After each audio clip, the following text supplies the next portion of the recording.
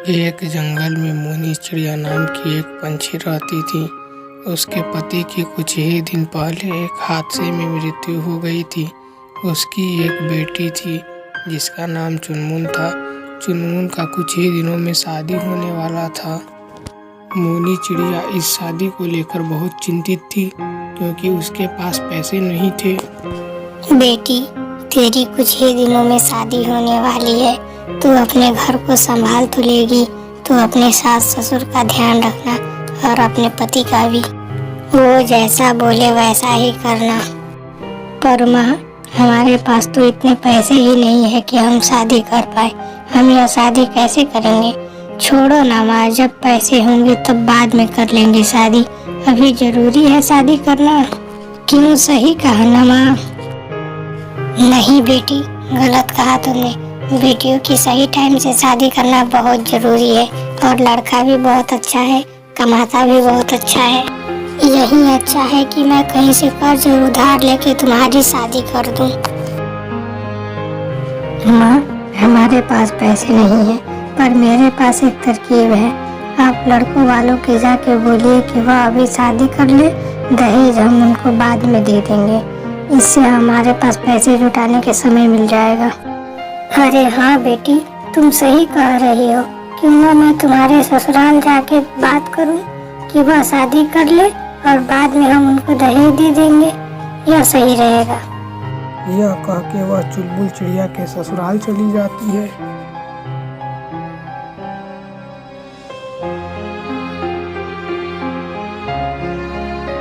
अरे समधन जी, आप यहाँ? क्या बात है, घर पे सब ठीक तो है ना? अरे हाँ माँ जी, घर पे सब ठीक है। बस आपसे थोड़ा काम था, इसलिए मैं यहाँ मिलने चली आई। मैं सोच रही थी कि बच्चों की शादी अभी करा देते हैं और मैं दहेज आपको बाद में दे दूंगी, क्योंकि मेरे पास अभी इतने पैसे नहीं हैं कि मैं अभी दहेज दे सकूं। इससे आपको कोई परेशानी तो नहीं है? चलिए, अभी आपके पास पैसे नहीं है तो फिर क्या ही कर सकते हैं।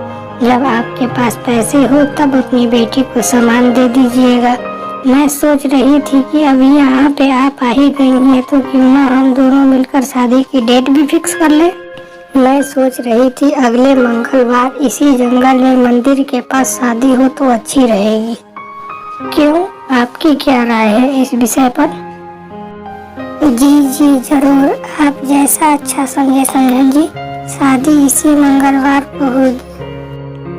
मंगलवार आ जाता है, दोनों पंछियों की शादी हो जाती है।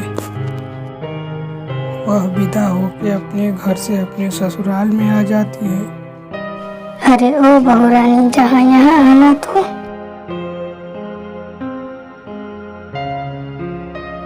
जी माँ जी, बोलिए, कोई काम है? आपने मुझे बुलाया? सुन, अपनी माँ को बोल दे कि मुझे सामान चाहिए। शादी किए हुए इतने दिन हो गए, पूरे 1 हफ्ते हो गए, अभी तक एक चम्मच भी नहीं दी है। बोली थी कि जैसे ही शादी हो जाएगी मैं सारा सामान तो आपको दे दूंगी। अभी तक एक चम्मच तक नहीं दी है। माँ जी, मेरी माँ के पास अभी जरा भी पैसे नहीं है। दूसरे लोगों से उधार लेके तो शादी कराई है माँ ने मेरी। अभी कहाँ से इतने पैसे होंगे? जैसे ही मेरी माँ के पास पैसे होंगे वह तुरंत आपको दहेज दे देंगी। सुन, मैं वो सब नहीं जानती किसके पास पैसे है किसके पास नहीं है। मैं उसके घर पे देखने थोड़ी जाती हूँ कि कितने पैसे रखे हैं। रखी होगी सारे पैसे छिपा के, नहीं देना चाहती होगी। तू अभी के अभी जा और जाके अपनी माँ से बोल कि माँ मुझे सामान दो, नहीं तो मैं वहाँ पे क्या खाऊंगी पहनूंगी। यह सुनकर चुनमुन चिड़िया उदास होकर अपने मैके की ओर निकल जाती है। अरे बेटी, तुम यहाँ अचानक? क्या बात है, घर पे सब ठीक तो है ना? हाँ माँ, वहाँ पे सब ठीक है, पर मैं क्या करूँ? मेरी सास ने कहा है कि जा जाके अपनी माँ से बोल कि मुझे जल्दी से दहेज दे। 1 चम्मच भी नहीं लेके आई है, ऐसे ही मुँह उठा के चली आई है। माँ, वो लोग दहेज मांग रहे हैं, अब हम क्या करें? बेटी, तुम चिंता मत करो। तुम जाओ, जाके अपनी सास से बोल दो कि वह अगले रविवार को आके हमसे दहेज ले ले। लेकिन माँ, आप इतना जल्दी इतना सारा पैसों का बंदोबस्त कहाँ से करेंगी? बेटी तुम चिंता मत करो, मैंने जंगल के सभी पंछियों को बुलाया है। मैं अपना बगीचा बेच दूंगी। मैं अपने बगीचे को नीलाम कर रही हूँ। जो भी सबसे ज्यादा पैसा देगा वह मेरा बगीचा को खरीद लेगा। लेकिन माँ, आप वह बगीचा क्यों बेच रही है? अगर वह बगीचा बेच दिया तो आप खाएंगे क्या? उसके अलावा हमारे पास और कोई जमीन नहीं है। और मैं क्या करूँ बेटी, इतना जल्दी इतना सारा पैसा मैं कहाँ से लाऊं? तुम जाओ, जाके अपनी सास को बोल दो कि वह अगले रविवार को आके मुझसे पैसे ले जाए। यह सुनकर बुलबुल चिड़िया उदास हो जाती है और अपने ससुराल वापस चली जाती है। जब वह घर पहुंचती है तो वह देखती है कि उसके सास को एक सांप काटने वाला है। वह तुरंत जाती है और अपनी सास की जान बचाती है। अरे अरे, जिसे तुमने अभी उठा के नीचे फेंका वह तो एक सांप था ना? अरे तुमने मेरी जान बचाई। तुम्हारा बहुत बहुत शुक्रिया बहू, तुमने मेरी जान बचाई।